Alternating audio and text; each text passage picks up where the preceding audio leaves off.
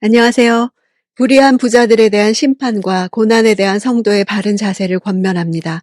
오늘 본문은 야고보서 5장 1절에서 11절입니다. 1절, 부자들이여 여러분에게 닥칠 고난으로 인해 슬퍼하며 통곡하십시오. 부가 앞으로도 영원히 지속될 것이라 착각하는 부자들에게 야고보는 선지자적 자세로 그들이 하나님의 심판으로 임할 고난의 직면에 가슴을 치면서 울부짖을 것을 고합니다. 부가 그들을 심판해서 구원해 주지 못할 것입니다. 2절, 여러분의 재물은 썩었고 여러분의 옷은 좀먹었습니다. 여기서 재물은 당시 부의 척도가 되었던 곡식을 뜻합니다. 불의한 부자들이 곡식을 가난한 자들과 나누지 않고 창고에 쌓아놓기만 해서 썩어버렸습니다. 당시 의복은 재산 중 큰 가치를 차지하는 것이었는데 좀 먹을 정도로 옷이 많았다는 것을 뜻합니다. 그것들은 영원한 것이 아니고 일시적인 것들에 불과한데도 그들은 영원히 소유할 수 있을 것처럼 아꼈습니다. 3절, 여러분의 금과 은은 녹슬어 여러분에게 증거가 될 것이며 불처럼 여러분의 살을 삼켜버릴 것입니다.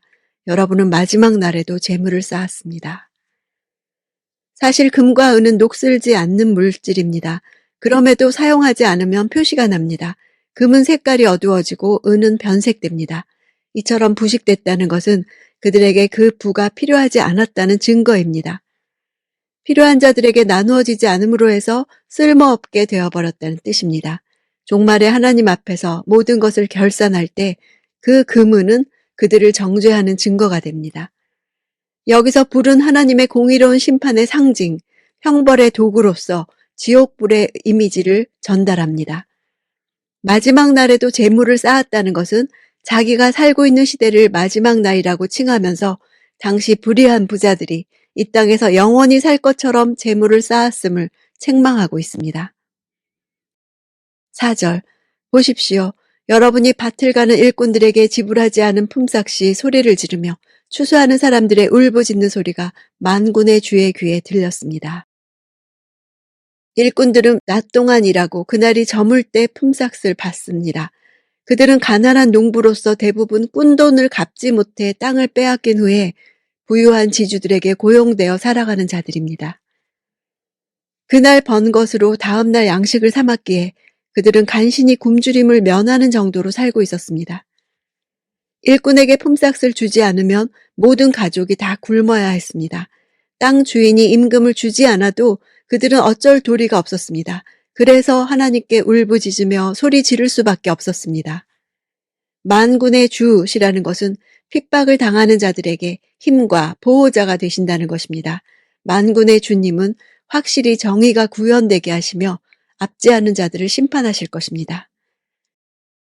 5절, 여러분은 땅에서 사치하며 잘 살았습니다.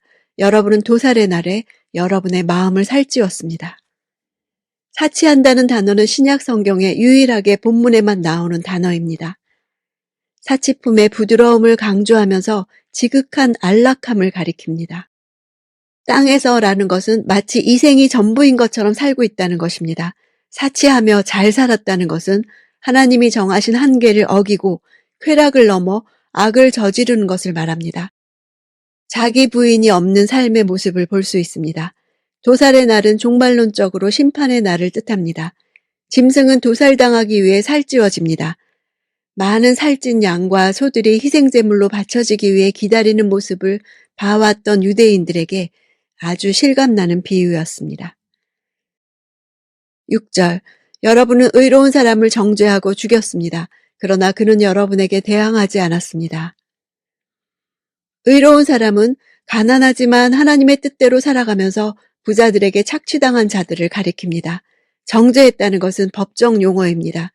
부자들이 법정에서 자신들의 영향력을 이용해서 재판 과정에서 자기들에게 아무런 저항도 하지 않은 의로운 자를 죄에 있다고 판결하도록 유도했고 심지어는 사형 선고를 내리도록까지 하는 죄를 범했습니다. 돈에 대한 애착으로 마침내는 살인을 하고서도 무감각한 상태에 빠지게 된 것입니다. 7절, 그러므로 형제들이여 주께서 오실 때까지 오래 참고 기다리십시오. 보십시오. 농부는 땅의 열매를 참고 기다리며 이를 위해 이른 비와 늦은 비가 내리기까지 기다립니다. 그러므로 라는 것은 악한 부자들이 심판당할 것이 분명한 사실이기 때문에 그 아래에서 고통받는 형제들은 심판의 날까지 믿음으로 오래 참고 기다리라는 것입니다. 농부는 이른 비와 늦은 비를 기다리지만 이 비를 내리도록 하는 것은 그들의 능력 밖의 일입니다. 기다림으로 인내를 보여야 할 뿐입니다. 농부가 수확 시기를 맘대로 앞당길 수 없듯이 주의 강림의 날 또한 어떠한 방법으로도 성도들이 앞당길 수 없습니다. 9절 형제들이여 심판을 받지 않으려면 서로 불평하지 마십시오. 보십시오. 심판자가 문 앞에 서 계십니다. 야고보는 혀의 문제를 다시 꺼냅니다. 공동체의 분열을 가져오는 혀에 대한 경고입니다. 불평하다는 단어는 탄식하다, 한숨 짓다, 신음하다는 뜻입니다. 서로 불평하지 말라는 것은 타인에 대한 원망의 뜻이 더 강합니다. 현재 당하고 있는 자신들의 고통의 책임을 다른 사람에게 전가하여 다른 사람들에게 투덜거리지 말라는 것입니다. 11절 보십시오. 우리가 인내하는 사람을 복되다고 말합니다. 여러분이 욥의 인내를 들었고 주께서 주신 결과를 보았습니다. 주는 자비와 긍휼이 많은 분이십니다. 인내에는 반드시 축복스러운 대가가 따른다는 것을 확인시켜주고 있습니다. 욥은 인내함으로써 많은 복을 받은 자입니다. 하나님은 자기 자녀가 고난당하는 것을 즐겨보시는 분이 아니십니다. 더 큰 유익을 만들어내기 위해 고난을 허락하실 뿐입니다. 욥에게 주신 결과를 통해 하나님이 어떤 분인지 말하고 있습니다.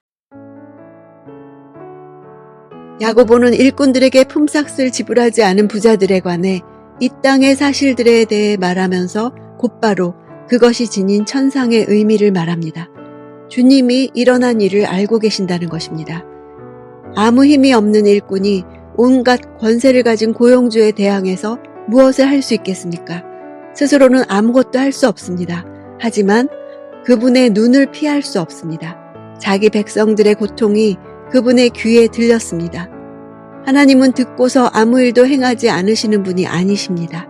심판하기 위해 실제로 개입하십니다. 오늘날에도 그렇게 하실 것입니다. 우리는 불의한 일에 대해 최고 법정에 항소할 수 있습니다.